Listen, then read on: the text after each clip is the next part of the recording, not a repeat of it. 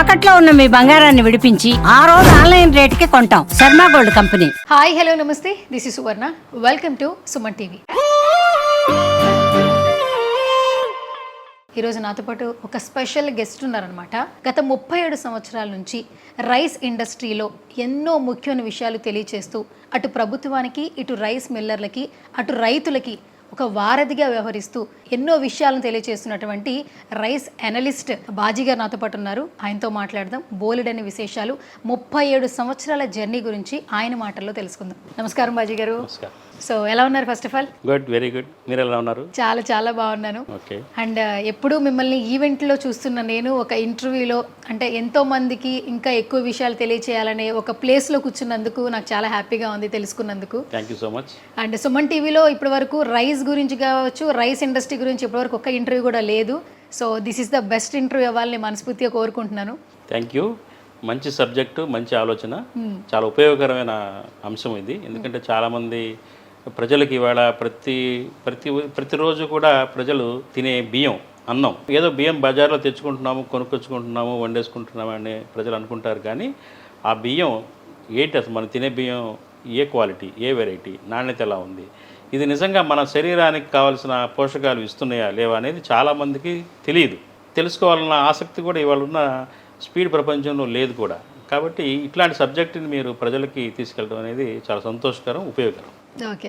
So బేసికల్గా rice millers ఇండస్ట్రీకి ఏమో మీరు తెలుసు, బట్ మీరు బిఫోర్ దట్ ఏంటంటే మీ జర్నీ జర్నలిస్ట్గా కూడా మీ ప్రయాణం కొనసాగింది.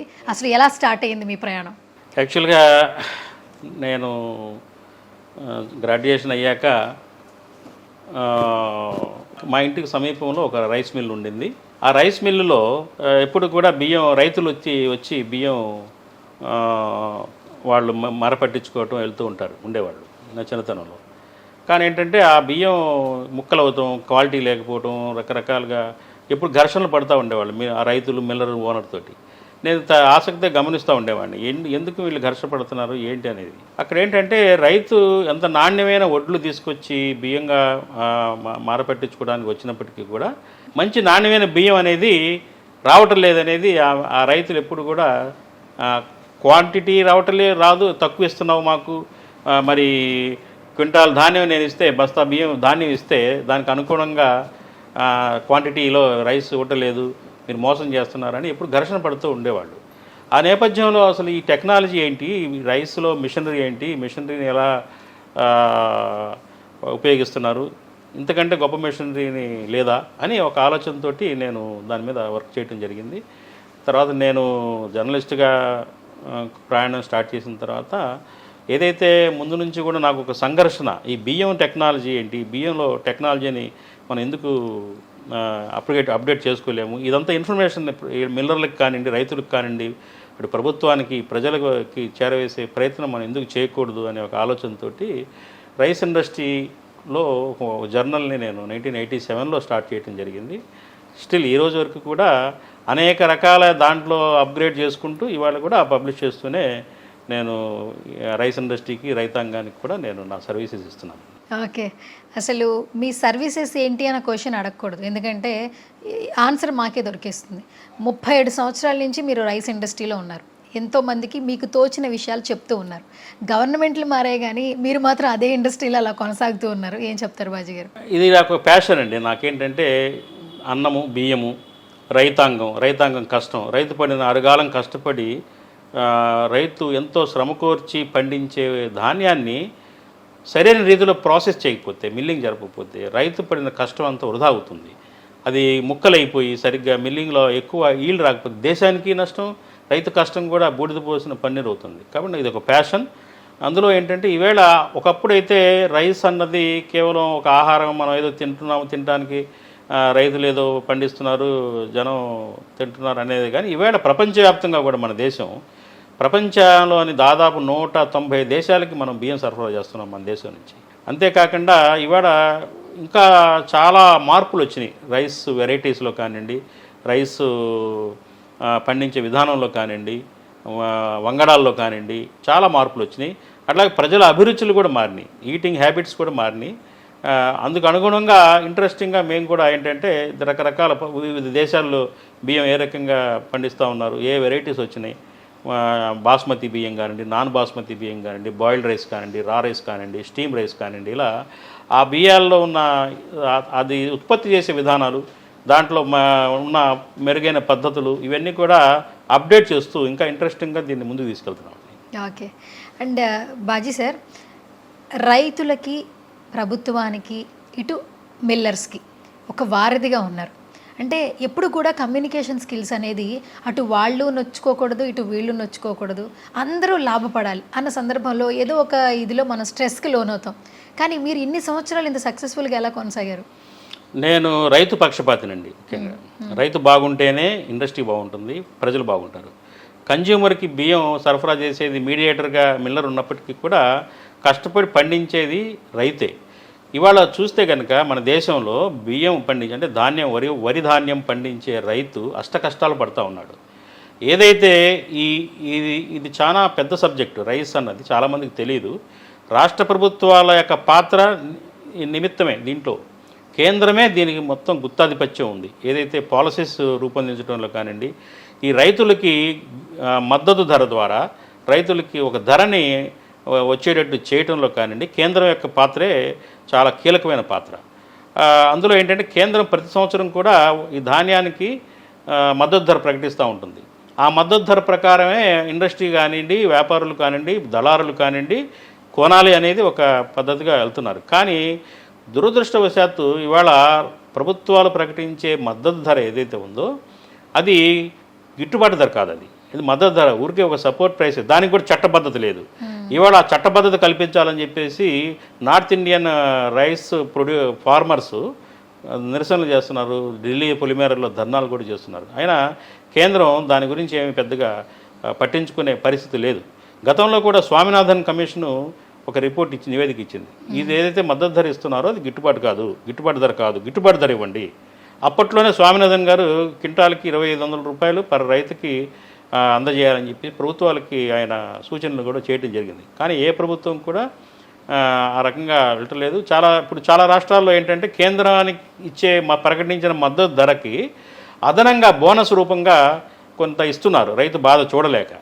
ఎందుకంటే ఇవాళ రైతు కనుక ధాన్యం పండించడం ఆపేస్తే మనం విదేశాల నుంచో ఎక్కడి నుంచో బియ్యం దిగుమతి చేసుకునే దుస్థితికి మనం వెళ్ళే పరిస్థితి ఉంది.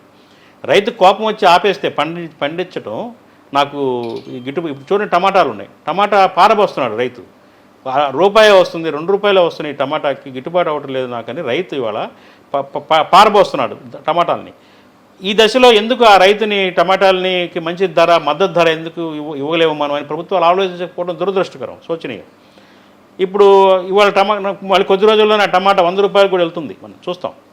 అట్లాగే ధాన్యం కూడా కొంత సీజన్లో అన్ సీజన్లో మీకు బియ్యం 90 రూపాయలు 80 రూపాయలకు కూడా చేరుకుంటుంది. ఏంటంటే రైతుని మనం నిలబెట్టాలి. రైతే రాజు అని అంటారు, కానీ రాజు కాదు, బికారిగా ఉన్నాడు రైతు. ఇవాళ రైతుని మహారాజుగా నిలబెట్టాలంటే గిట్టుబాటు ధర ఇవ్వాలి, సపోర్ట్ ప్రైస్ ఇవ్వాలి, సపోర్టింగ్ ప్రైస్ పెంచాలి. అలాగే రైతుకి ఇన్పుట్ సబ్సిడీ ఇవ్వాలి, ఎరువులు కానివ్వండి, విత్తనాలు కానివ్వండి ఉచితంగా అయినా ఇవ్వచ్చు, తప్పులేదు. ఇప్పుడు చైనా లాంటి దేశాల్లో ఎదురు డబ్బులు ఇచ్చి ధాన్యం పండించుకుంటున్నారు. ఎందుకంటే పెరిగే జనాభాకి అనుకూలంగా క్వాంటిటీస్ పెరగటంలా, ఉత్పత్తి పెరగటంలా బియ్యం. కాబట్టి రాబోయే రోజుల్లో మరి ఇలాగే పరిస్థితి ఉంటే కనుక రైతులు చాలామంది ఇప్పుడు పల్లెటూళ్ళలో చూస్తే కనుక మనం వ్యవసాయాన్ని ఆపేసి చాలామంది రైతులు పక్కకెళ్ళి వేరే సిటీలోకి వెళ్ళి ఏదో బతుకుతాం, లేదా పొలాలు ఎవరికో అప్పచెప్పటం. అలాగే ఏంటంటే చాలా భూములు వేరే పంటలకి ప్రత్యామ్నాయ పంటలకి వెళ్ళటం, అట్లాగే చేపల చెరువులు రొయ్యల చెరువుగా మార్చడం, రియల్ ఎస్టేట్గా మారటం జరుగుతూ ఉంది. వరి సాగు విస్తీర్ణం నానాటికి తగ్గిపోయే ప్రమాదంలో ఉంది ఇవాళ, అది గ్రహించాలి. అలాగే ముఖ్యంగా మనం మాట్లాడుకుంటే కనుక ఏ బియ్యం తింటే ఆరోగ్యానికి మంచిది, ఏ బియ్యం తినాలి, బియ్యం ఎంపిక ఎలా ఉండాలి, ఇది ఇంకొకటి ఏంటంటే ఇప్పుడు మనం చాలా రకాల బియ్యం చూస్తున్నాం మార్కెట్లో. ఇప్పుడు ఏమైపోయిందంటే కల్చర్ అని ఒకటి వచ్చేసింది. అంటే ఎంత పాష్గా ఉంటే, ఎంత పాలిష్గా ఉన్న రైస్ తింటే అది స్టేటస్గా భావిస్తున్నారు. మనం క్వాలిటీ రైస్ ఫుడ్ తింటున్నామా లేదా చాలామందికి అసలు తెలియదు. నిజంగా క్వాలిటీ ఫుడ్ అంటే ఏ రైస్ ప్రిఫర్ చేస్తారు మీరు? మంచి ప్రశ్న వేశారు. ఇది చాలా ముఖ్యమైన అంశము. ఈరోజు మనం మార్కెట్లో ఎవరైనా కానీ తెల్లగా నిగనిగలాడే మల్లెపువ్వులాగా తెల్లగా ఉండాలి అన్నం. అవును. ఆ తెల్లటి అన్నం తినడానికే తెలియక చాలామంది ప్రిఫరెన్స్ ఇస్తూ ఉన్నారు. తెల్లటి బియ్యంలో ఏమి ఉండదు, ఓన్లీ పిండి పదార్థం, కార్బోహైడ్రేట్స్ మాత్రమే ఉంటాయి. అది డయాబెటిక్ వ్యాధి తీవ్రంగా వ్యాపించడానికి అదొక ప్రధానమైన కారణం. పూర్వకాలంలో ఏంటంటే దంపుడు బియ్యం కానివ్వండి, లేకపోతే 1-2 సింగిల్ పాలిష్లు చేసి బియ్యం తినేవారు, అలాగే పనిచేసేవారు. ఇవాళ పని పాట ఏం లేదు, తినటం అందరూ శరీరం అలసట లేదు, చెమట పట్టట్లేదు. ఏదైతే తెల్ల బియ్యం తింటున్నారు, చక్కగా కుర్చీల్లో కూర్చొని ఏసీల్లో కూర్చొని ఫ్యాన్ కింద పని చేసుకుంటున్నారు. అందువల్ల ఈ షుగర్స్, డయాబెటిక్ కానివ్వండి, ఇంకా రకరకాల రుగ్మతలు పెరిగిపోయినాయి. ఇవాళ తెల్ల బియ్యంలో ఏం ఉండదండి, కార్బోహైడ్రేట్సే. మనం తీసే దాని పొరలో ఏదైతే తవుడు ద్వారా దాంట్లో ఉన్న విటమిన్స్ కానివ్వండి, మినరల్స్ కానివ్వండి, ఖనిజాలు కానివ్వండి అన్నీ పోతున్నాయి దాంట్లో. అది గ్రహించట్లేదు ప్రజలు. తెల్ల బియ్యం కోరుకుంటున్నారు కాబట్టే ఈ మిల్లింగ్లో కూడా మిల్లర్సు బియ్యాన్ని తెల్లగా పాలిష్ చేసి మార్కెట్లో అందిస్తూ ఉన్నారు. సో ఏంటంటే ప్రజలు గ్రహించాల్సింది ఏంటంటే ఒక పాలిష్ 2 సార్లు పొర తీసేసి సరిపోతుంది. మిగతా కొంత మిగతా మిగిలిన పొరలో ఖనిజాలు కొన్ని ఉంటాయి, రిటైన్ అయ్యి ఉంటాయి. సో ఆ బియ్యాన్ని తీసుకుంటే అటు ఖనిజాలు మనం కోల్పోము, అలాగే ఈటబిలిటీ కూడా ఉంటుంది, తినడానికి కూడా మరీ అంత హార్డ్గా కూడా ఉండదు. ముడి బియ్యం కనుక తింటే ఇంకా మంచిది. కొంచెం బియ్యాన్ని నానబెట్టి ఎక్కువసేపు వండితే కనుక ముడి బియ్యం కూడా బాగుంటుంది రుచిలో. అది అలవాటు పడితే ఈ తెల్ల బియ్యం తినలేరు. తెల్ల బియ్యం తింటే ఒకవేళ పొరపాటున ఏదన్నా ముడి బియ్యం రోజు తినటం అలవాటు అయిపోయి తెల్ల బియ్యం తింటే ఆ రోజు ఏదో విషం తిన్నట్టుగా పాయిజన్ వెళ్ళిందా బాడీలో అన్న ఫీలింగ్ కలుగుతుంది. రేషన్ బియ్యం బయటకు వెళ్ళిపోతుంది. ప్రజలు తినాల్సిన బియ్యం పక్కదారి పడుతుంది. ప్రతినిత్యం మనం పత్రికల్లో చూస్తున్నాం. ప్రభుత్వాలు కూడా కట్టుదిట్టమైన చర్యలు తీసుకుంటున్నాయి. ప్రతినిత్యం ఈ మిల్లర్స్ ఏదో దగా చేస్తున్నారు, లేకపోతే మా దళారులు బియ్యాన్ని ఇచ్చేస్తున్నారని చెప్పేసి అక్రమంగా రవాణాలు చేస్తున్నారు, విదేశాలకు ఎగుమతి చేస్తున్నారు, రీసైక్లింగ్ అవుతుంది అని ప్రతినిత్యం వార్తలు చూస్తున్నాం మనం. అండ్ చాలా వరకు మ్యాగజైన్స్లో కూడా మెయిన్ పేపర్లో వేస్తున్నారు, పతాక శీర్షికల్లో దినపత్రికల్లో మనం చూస్తున్నాం. విదేశాలకు నిజంగానే బియ్యం తరలిస్తున్నారంటారా? ఖచ్చితంగా వెళ్తున్నాయండి. ఇది కారణం ఏంటి, విదేశాలకు వెళ్తున్నాయి. అధికారికంగా కొన్ని వెళ్తుంటే ఈ ప్రజలకి సరఫరా చేసిన ప్రజా పంపిణీ వ్యవస్థ ద్వారా చేసిన చౌక బియ్యం విదేశాలకు ఎగుమతి చేస్తున్నారు. కారణం ఏంటి, మనకి ఇక్కడ అవి చౌకగా దొరుకుతున్నాయి. ఎక్స్పోర్టర్స్కి చౌకగా ఎందుకు దొరుకుతున్నాయి? ప్రభుత్వాలు మన రాష్ట్ర ప్రభుత్వం కానీ తెలంగాణ ప్రభుత్వం కానీ చూస్తే కనుక ₹1 పేదలకు ఇస్తున్నారు. ఆ రూపాయి బియ్యాన్ని ప్రజలు తినటం లేదు. తినకుండా ఏం చేస్తున్నారు, మళ్ళీ అదే రేషన్ షాప్ వాడికి అమ్మేసుకుంటున్నారు. ₹10 అమ్ముతున్నారు. అది రకరకాల చేతులు మారి ఎక్స్పోర్టర్కి ₹17, ₹18 ఎక్స్పోర్టర్ దగ్గరికి వెళ్తుంది. వాడు ₹64 అమ్ముతున్నాడు కొన్ని చోట్ల ఆఫ్రికా దేశాలకి. కేజీ ₹10 కొని అక్కడ విదేశాల్లో కేజీ ₹64. ప్రభుత్వానికి ₹38 నుంచి ₹39 వరకు కాస్ట్ పడుతుంది, ప్రొడక్షన్ కాస్ట్. ఏది ప్రొక్యూర్ చేయడం, రవాణా, రైతులకి మద్దతు ధర ఇవ్వడం కానివ్వండి, మిల్లింగ్ ఛార్జీలు కానివ్వండి, అలా ఇవన్నీ చేసిన తర్వాత ప్రభుత్వానికి ₹39 ప్రభుత్వం కొని రూపాయికి ఇస్తుంటే అది ₹17, ₹18, ₹20 రకరకాల చేతులు మరి మళ్ళీ ఎక్స్పోర్టర్కి చేరి ఎక్స్పోర్ట్ అవుతుంది ₹64. ఇక్కడ కష్టపడి పండించిన రైతుకి ఏమన్నా గిట్టుబాటు ధర దొరక్క నష్టపోయి అప్పుల పాలై ఆత్మహత్యలు చేసుకుంటుంటే మధ్యలో దళారులు లాభిస్తూ ఉన్నారు, బ్రోకర్స్ ఎక్కువ జేబులు నిండుతున్నాయి, ఎక్స్పోర్టర్స్ అయితే కుబేర్లు అయిపోతున్నారు, మిలియనీర్స్ అవుతున్నారు. ఇది ఎక్కడ న్యాయం? రైతు పడిన కష్టం ఓడెక్కుతుంది, రైతు కష్టం ఓడలెక్కి విదేశాలకు తీరాలు దాటుతుంది. దీన్ని అడ్డుకోవడానికి ప్రభుత్వాలు ఎన్ని చర్యలు తీసుకున్నా కానీ సాధ్యపడతలేదు. కారణం ఏంటంటే ప్రజలు కోరుకునే బియ్యాన్ని ప్రభుత్వాలు సరఫరా చేయకపోవటమే. ఇది చాలా ముఖ్యమైన అంశం. ప్రజలు ఏం కోరుకుంటున్నారు, ప్రజలు ఏం తింటారు, ఆ బియ్యం సరఫరా చేయాలి ప్రభుత్వాలు. ప్రజలు తినని లావు రకాలు, దొడ్డు రకాలు ఇవ్వటం అనేది ఎంతవరకు న్యాయం? అలాగే ఈవేళ ప్రభుత్వం FCA నామ్స్ చూస్తే కనుక ఫుడ్ కార్పొరేషన్ ఆఫ్ ఇండియా కేంద్రం అధీనంలో ఉన్న సంస్థ, అది ప్రొక్యూర్మెంట్ చేసి స్టోర్ చేసి ప్రజా పంపిణీ వ్యవస్థకి సరఫరా చేస్తుంది ఫుడ్ కార్పొరేషన్ ఆఫ్ ఇండియా. ఏదైతే కేంద్రం బియ్యం ప్రొక్యూర్ చేయడానికి కొన్ని స్పెసిఫికేషన్స్ ఇస్తుంది, నాణ్యతా ప్రమాణాలు. ఆ ప్రమాణాలు కనుక చూస్తే కిలో బియ్యంలో దాదాపు 250 గ్రాముల నూకలు ఉంటుంది. నూకలు ఉండాలనేది స్పెసిఫికేషన్లో ఉన్న నామ్. అంటే క్వింటాలు బియ్యంలో 25% నూకలు ఉండొచ్చు అనేది ప్రమాణం. ఇది ఎక్కడ న్యాయం? ఇవాళ ప్రజలు 25% నూకలతో ఉన్న బియ్యం ఎవరైనా తినే పరిస్థితి ఉందా? ఇవాళ ప్రజల్లో అవేర్నెస్ పెరిగింది, క్వాలిటీ కాన్షియస్ పెరిగింది. ఇవాళ కూలీ నాలుగు చేసుకునే వాళ్ళు కూడా నాణ్యమైన బియ్యం తినాలని కోరుకుంటున్నారు.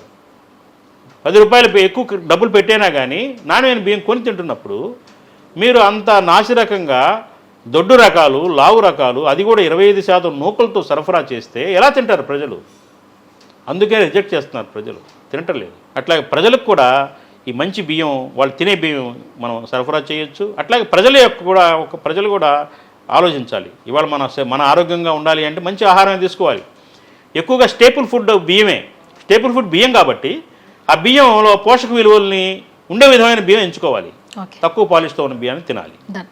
బాజీ సార్, నేను ఈ మధ్య కాలంలో కొన్ని న్యూసెస్ చూశాను అనమాట. అంటే బియ్యానికి సంబంధించిన మీకు ఒక న్యూస్ చూపిస్తాను. రీసెంట్ టైమ్స్లో ఇప్పుడు ఇదే దాంట్లో సన్న బియ్యం అక్రమ రవాణా, ఆల్మోస్ట్ ఇప్పుడు ఇది బయట సన్న ధాన్యం అక్రమ రవాణా, బోనస్ కోసం ఆంధ్ర నుంచి తెలంగాణకు అని చెప్పి టైటిల్ పెట్టారు. ఇక్కడ ఆల్మోస్ట్ రైస్ మిల్లర్స్ సంఘం అధ్యక్షులు గుమ్మడి నుంచి వివరాలు తెలుసుకున్న సీఎం చంద్రబాబు. అప్పుడు ఇది జరిగినప్పుడు అక్కడికి వెళ్ళి విజిట్ చేసి ఆల్మోస్ట్ అక్కడ ఏం జరిగిందో కూడా వివరాలు తెలుసుకుంటూ ఉన్నారు చంద్రబాబు గారు. అంటే బేసికల్గా ఈ అక్రమ రవాణా అనేది ఇప్పుడు ఈ మధ్య కాలంలో పెరిగిపోతుంది అనే మాట ఎక్కువగా వినిపిస్తుంది. దీన్ని మీరు అగ్రి చేస్తారా, అగ్రి చేయరా? అదేనండి, అక్రమ రవాణా. అప్పుడు మీరు చూపిస్తున్న న్యూస్ వేరు. అదేంటంటే సన్నధాన్యం మన పక్క రాష్ట్రంలో తెలంగాణలో బోనస్ ఉంది 500 రూపాయలు, ఆంధ్రప్రదేశ్లో లేదు. అందుకని ఈ బోర్డర్ డిస్ట్రిక్ట్ నుంచి ఇక్కడ నుంచి కొంతమంది దళారులు రైతుల పేరుతోటి పక్క రాష్ట్రంలో అంటే తెలంగాణలో అమ్మి 500 రూపాయల బోనస్ని గడిస్తూ ఉన్నారు వాళ్ళు. అది న్యూస్. ఇప్పుడు అక్రమ రవాణా బియ్యం జరుగుతుంది వేరే చోట్లకి అనేది ఇందాక నేను మాట్లాడినట్టుగా ఏంటంటే బియ్యం ఎగుమతి చేసుకోవడానికి అందరికీ హక్కు ఉంది. ఎక్స్పోర్టర్స్కి లైసెన్స్ ఇవాళ బ్యాన్ ఏం లేదు. మొన్నటి వరకు కూడా బియ్యం వేరే దేశాలకు ఎగుమతి చేయడానికి బ్యాన్ ఉన్నది, కానీ ఇప్పుడు బ్యాన్ లిఫ్ట్ చేసేసారు. సో ఇవాళ ఎగుమతి చేసుకోవచ్చు. కాకపోతే ఏంటంటే ప్రజా పంపిణీ వ్యవస్థ బియ్యాన్ని మాత్రం ఎక్స్పోర్ట్ చేయడానికి చేసే అధికారం లేదు. చౌక బియ్యం అది ప్రజలకు ఉద్దేశించి, పేద ప్రజలకి ఉద్దేశించిన బియ్యం కాబట్టి వాటిని అక్రమంగా విదేశాలకు ఎగుమతి చేసే హక్కు లేదు. అది లీగలైజ్ కాదు. కాబట్టి ఏంటంటే ఈ అక్రమ బియ్యం రవాణా అనే ఏదైతే వార్తలు వస్తున్నాయో ఇదంతా కూడా చౌక బియ్యం గురించే వస్తున్నాయి. చౌక బియ్యం, ప్రజల బియ్యాన్ని తస్కరించి కొనేసి గోడౌన్లో దొంగిలించో ఇప్పుడు గోడౌన్స్లో కూడా మాయాజాలం ఉంది. కొత్త వార్తలు బయటపడినాయి. సో ఇట్లా గోడౌన్ నుంచి తస్కరించి గోడౌన్స్కి పంపించినట్టు కాగితాల్లో ఉంటుంది, సరుకు మాత్రం ఓడరేవులకి వెళ్ళిపోతుంది. ఆ రకమైన నిజాలు, కొన్ని విస్తుపోయే నిజాలు మనం బయటకు వచ్చినాయి. సో దీనికి అంతటికీ కారణం ఏంటంటే చౌక బియ్యాన్ని ప్రజలు తినాలి. ప్రజలు రిజెక్ట్ చేస్తున్నారు, వద్దనుకుంటున్నారు కాబట్టి బయటకు వెళ్తున్నాయి. ఎక్కడో చోట కన్జ్యూమ్ అవ్వాలి అవి, మన దేశంలోనే వేరే దేశంలోనే. దాన్ని ఆసరాగా తీసుకొని, అవకాశంగా తీసుకొని ఎక్స్పోర్టర్స్, వ్యాపారస్తులు మరి కుబేర్లు అవుతున్నారు, బాగా ధనార్జన చేస్తూ ఉన్నారు. ఓకే, అయితే ఇప్పుడు ఏంటంటే మెయిన్గా ఏంటంటే రైస్ గురించి మాట్లాడుకుంటే ఈ మధ్య కాలంలో ప్రతి ఒక్కరు రియలైజ్ అవుతుంది ఏంటంటే మనకి హెల్త్ అనేది చాలా ఇంపార్టెంట్. ఎంత సంపాదించినా ఆరోగ్యం లేకపోతే ఆ సంపాదించిన సంపాదన కూడా విలువ లేదనేది అందరూ తెలుసుకుంటున్న మాట. మన ఆరోగ్య అలవాట్లు ఎంతవరకు మన ఆరోగ్యం మీద ప్రభావం చూపిస్తుంది అనేది రియల్గా మనం చూస్తున్నాం. ఇప్పుడు ఒక మనిషి వెయిట్ పుట్ ఆన్ అవ్వాలన్నా, బలంగా ఉండాలన్నా, పోషక విలువలు ఉన్నటువంటి లేదా పోషక పదార్థాలు ఉన్నటువంటి తీసుకోవాలన్నా హైజెనిక్ ఉన్న ఫుడ్ తీసుకోవాలని చెప్తున్నారు. ప్రతి ఒక్కరికి ఇప్పుడు ఏం చేస్తున్నారంటే బ్రౌన్ రైస్ సైజ్ చేస్తున్నారు. నార్మల్ రైస్కి బ్రౌన్ రైస్కి ఉన్నటువంటి తేడా ఏంటి? నార్మల్ రైస్ తింటే వెయిట్ పుట్ ఆన్ అవుతారు, కార్బోహైడ్రేట్స్ తప్పితే ఏముండదు. అదే ఒకవేళ మనం బ్రౌన్ రైస్ తింటే మీకు బలం ఎక్కువ ఉంటుంది, శక్తి ఎక్కువ వస్తుంది, అంటే ఎక్కువగా ఆకలేదు, కన్జ్యూమ్ చేస్తూ ఉంటుందని చెప్తూ ఉంటారు. ఎంతవరకు వాస్తవం? ఇది 100% వాస్తవేనండి. ఎందుకంటే మన ఆహారపు అలవాట్లు, మనం ఉదయం లేచిన దగ్గర నుంచి ప్రతి ఆహార పదార్థంలో కూడా బియ్యం ఉంటుంది. ఉదాహరణకి దోశల్లో కూడా ఉంటుంది, ఇడ్లీలో బియ్యం ఉంది, దోశల్లో బియ్యం ఉంది, పులిహోర చేసుకుంటే పులిహోరలో బియ్యం ఉంటుంది. అలాగే మన ప్యాటర్న్ ఏదైతే ఉందో, మన భోజనం ఫుల్ థాలీ ప్యాటర్న్ ఉంది.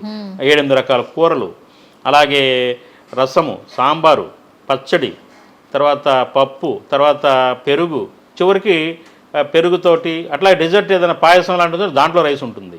అంటే అనేక రకాల కూరలతోటి వెళ్తుంది రైసే. కామన్ మీడియం వచ్చేసి రైసే వెళ్తుంది. కానీ మనం కూరలు చాలా తక్కువగా తింటాము, రైస్ క్వాంటిటీ ఎక్కువ. ఇది మన ప్యాటర్న్ యాక్చువల్గా. దీనివల్లే ఇట్లాంటి ఇవాళ అవసరానికి మించి కార్బోహైడ్రేట్స్ శరీరంలోకి వెళ్ళటం, అవి అనవసరమైన అడిషనల్ షుగర్స్ని ఉత్పత్తి చేయటం, డయాబెటిక్ పేషెంట్స్గా మారడం. ఇవాళ మీరు 10 మందిని కదిలిస్తే దాదాపు 7 డయాబెటీస్ ఉంటుంది. వాళ్ళకి తెలియకుండానే ఉంటుంది, టెస్ట్ చేయించుకోగానే అర్థం కాదు. కారణం ఇదేనండి. అందుకని అంటే సమతుల్య ఆహారం తినాలి. అంటే ఫుడ్ అనేది కేవలం రైసే కాకుండా దాంట్లో ఫ్యాట్స్, ఫైబర్, అట్లాగే కార్బోస్, అట్లాగే దాంట్లో విటమిన్స్, ఫ్యాట్స్ అన్నీ కలిపిన సమతుల్య ఆహారం తీసుకుంటే కనుక ఇవాళ ప్రాబ్లం ఉండదు. ఇందా మీరు అడిగారు బ్రౌన్ రైస్ అనేది తీసుకోవటం వల్ల క్వాంటిటీ తక్కువ వెళ్తుంది. తెల్ల బియ్యంలో ఏంటంటే ఏం ఉండదు, పైన పీచు పదార్థం ఉండదు, విటమిన్స్ ఉండదు, తెల్లగా ఉంటుంది. మీరు దేంతో కలిపినా కానీ అది చక్కగా లోపలికి వెళ్ళిపోతుంటుంది. కానీ బ్రౌన్ రైస్ తీసుకుంటే కనుక ఎక్కువ తినలేరు. మీరు 2 ముద్దలు కూరతో తిన్నా, ఇంకో తిన్నా, చారుతోటి, మజ్జిగతోటో, పెరుగుతోటో అంతే తక్కువ క్వాంటిటీ వెళ్తుంది. టేస్ట్ కూడా డిఫరెంట్ ఉంటుంది. దాంట్లో విటమిన్స్ ఉంటాయి, క్వాంటిటీ కార్బోహైడ్రేట్స్ క్వాంటిటీ తక్కువ వెళ్తుంది, దాంట్లో పీచు పదార్థం ఉంటుంది. అన్ని రకాలుగా మంచిది. వెయిట్ లాస్ అవుతాం, ఖచ్చితంగా వెయిట్ లాస్ అవుతాం. ఎందుకంటే ఎప్పుడైతే మనకి ఓవర్ ఫుడ్ వెళ్తుందో అది ఫ్యాట్గా కన్వర్ట్ అయిపోతుంది ఆటోమేటికల్లీ. సో ఇప్పుడు కనుక బ్రౌన్ రైస్ కనుక తీసుకుంటే మీకు చక్కగా విటమిన్స్ ఉంటాయి, వెళ్తాయి, వెయిట్ మీకు పెరగకుండా మనం కంట్రోల్ చేసుకోగలుగుతాం. ఈ ఎక్సర్సైజులు అవి చేసి ఎంత చేసినా కానీ మీరు ఎంత వైట్ రైస్ తింటుంటే కనుక ఆ క్వాంటిటీలో మీకు ఇంకా వెయిట్ లాస్ అనేది జరగదు. కాబట్టి ప్రజలు బ్రౌన్ రైస్ వైపుకి, తక్కువ పాలిష్ బియ్యం వైపుకి వెళ్ళటం అనేది చాలా ముఖ్యం. దీనివల్ల వాళ్ళ ఆరోగ్యాలు పరిరక్షించుకోవచ్చు. ఆరోగ్యం మహాభాగ్యం అన్నది సూక్తిని మనం ఆచరించడానికి అవకాశం ఉంటుంది. ఓకే. సో చివరిగా గత ప్రభుత్వంలో ఉన్నటువంటి రైస్ మిల్లర్స్కి ఉన్నటువంటి పథకాలు కావచ్చు, ఉపయోగపడే విషయాలు కావచ్చు మీకు తెలుసు. ఇప్పుడు ప్రభుత్వం మారింది, మళ్ళీ నారా చంద్రబాబు నాయుడు గారు వచ్చిన తర్వాత డిప్యూటీ సీఎం పవన్ కళ్యాణ్ గారి నేతృత్వంలో సో ఇప్పుడు రైస్ మిల్లర్స్కి ఎలాంటి పథకాలు అందుబాటులో ఉన్నాయి, వాళ్ళు సంతోషంగా ఉన్నారా లేదా, ఇంకా ఏమైనా ఎక్స్పెక్ట్ చేస్తున్నారా గవర్నమెంట్ నుంచి? యాక్చువల్గా ప్రభుత్వం మారినప్పటికీ కూడా పాలసీలు ఏం మారలేదు, అవే పాలసీని కొనసాగిస్తూ ఉన్నారు. కాకపోతే పవన్ కళ్యాణ్ గారు కాకినాడ సందర్శించి సీజ్ ది షిప్ అన్న ఒక్క డైలాగ్ తోటి ఈ ఏదైతే అక్రమ బియ్యం, రేషన్ బియ్యం కలుగుతుందో ఆ తేనె తుట్టిని కదిపారు. ఇప్పుడు ఈవేళ ఈ ఆంధ్రప్రదేశ్ నుంచి ఢిల్లీ వరకు కూడా ఈ సీజ్ ది షిప్ అన్న ట్రెండింగ్లోకి వెళ్ళిపోవటం, అసలు భయపడటం ఏం జరుగుతుందా అని చెప్పేసి ప్రభుత్వాలు కూడా, రాష్ట్ర ప్రభుత్వాలు కూడా ఈ అక్రమ బియ్యం దందా వైపు దృష్టి పెట్టడం, ఫోకస్ చేసి వాటిని అరికట్టే ప్రయత్నాలు చేస్తూ ఉన్నారు. ఈ రకంగా పవన్ కళ్యాణ్ గారికి మనం ధన్యవాదాలు చెప్పొచ్చు. అట్లాగే ఏంటంటే మంచి నాణ్యమైన బియ్యం ఇవ్వాలి ప్రజలకి, నాణ్యతలో ఎక్కడ రాజీ పడకూడదని చంద్రబాబు నాయుడు గారు కూడా ప్రయత్నం చేస్తూ ఉన్నారు. అందుకనే ఈ రైస్లో బ్రోకెన్స్ పర్సంటేజ్ ఎక్కడా లేదు దేశంలో. 15% బ్రోకెన్స్ తోటే బియ్యం ఇక్కడ ఆంధ్రప్రదేశ్లో సరఫరా జరుగుతుంది. నిజానికి అది జగన్మోహన్ రెడ్డి గారే ప్రవేశపెట్టారు, కానీ దీన్ని ఆ పథకాన్ని వీళ్ళు కొనసాగిస్తూ ఉన్నారు. అట్లాగే సార్టెక్స్ బియ్యం, అది ఒక సార్టెక్స్ అని కలర్ బేస్డ్ తోటి ఒక పరికరం ఉంటుంది, చాలా కాస్ట్లీ పరికరం, 40-50 లక్షలు ఉంటుంది ఆ మిషను. రంగుని బట్టి అది బియ్యంని సపరేట్ చేస్తుంది, అంటే ఒకే యూనిఫామ్గా కలర్ ఉన్న బియ్యాన్ని అందిస్తుంది ఆ మిషను. ఆ సార్టెక్స్ చేసిన బియ్యాన్ని మాత్రమే ప్రజలకు ఇవ్వాలని ప్రభుత్వం ఇక్కడ ఆంధ్రప్రదేశ్లో పీడిఎస్ కింద సప్లై చేస్తూ ఉన్నారు. కాబట్టి ఇక్కడ ఇబ్బందులు లేవని ప్రభుత్వం చక్కగా సహకరిస్తున్నారు. కాకపోతే ఏంటంటే రైతాంగానికి బోనస్ ఇవ్వాలి. తెలంగాణలో ఏ రకంగా సోనా మసూరి బియ్యాన్ని ధాన్యానికి బోనస్ ఇస్తున్నారో అదే పద్ధతిలో ఆంధ్రప్రదేశ్లో కూడా ఈ సన్న రకాల ధాన్యం మీద 500 రూపాయలు బోనస్ ఇవ్వాలి. ఇస్తే ఇందాక మీరు చెప్పిన ఇక్కడ నుంచి అక్రమంగా తెలంగాణకి ధాన్యం వెళ్ళవు, ఇక్కడ రైతులకు కూడా మేలు జరుగుతుంది. అట్లాగే సన్నధాన్యం ఉత్పత్తి పెరుగుతుంది. సన్నధాన్యం ఉత్పత్తి ఎప్పుడైతే పెరిగిందో ఆ బియ్యాన్నే ప్రజలకు ఇవ్వచ్చు. అప్పుడు మీకు ఈ అక్రమ రవాణాలు, పీడిఎస్ వేరే పక్కదారులకు వెళ్ళటాలు, పీడిఎస్ బియ్యం ఉండదు. Okay. Thank you so much Baji గారు. సో రైస్ ఇండస్ట్రీ గురించి కావచ్చు, అలాగే మిల్లర్స్ గురించి కావచ్చు, రైతుల గురించి కావచ్చు, చాలా మంచి ఇన్ఫర్మేషన్ ఇచ్చారు. At the same time right no మనం ఎక్కడున్నాం, ఏం తింటున్నాం, ఎలాంటి క్వాలిటీ ఫుడ్ తింటున్నామా లేదా అని ఒక క్వశ్చన్ అయితే మా అందరిలో రైజ్ చేశారు. సో తప్పకుండా ఈ వీడియో ద్వారా ఎంతోమందికి ఎన్నో విషయాలు తెలుస్తాయని మేము ఆశిస్తూ ఇంకొక మంచి ఇంటర్వ్యూతో మళ్ళీ సుమన్ టీవీతో కలుద్దామని ఆశిస్తూ థ్యాంక్ యూ సో మచ్. ఫైనల్గా సుమన్ టీవీ ఆడియన్స్కి ఏం థ్యాంక్ యూ వెరీ మచ్. మీరు కూడా మంచి సబ్జెక్ట్ తీసుకున్నారు, మంచి ప్రజలకి మంచి ఇన్ఫర్మేటివ్గా.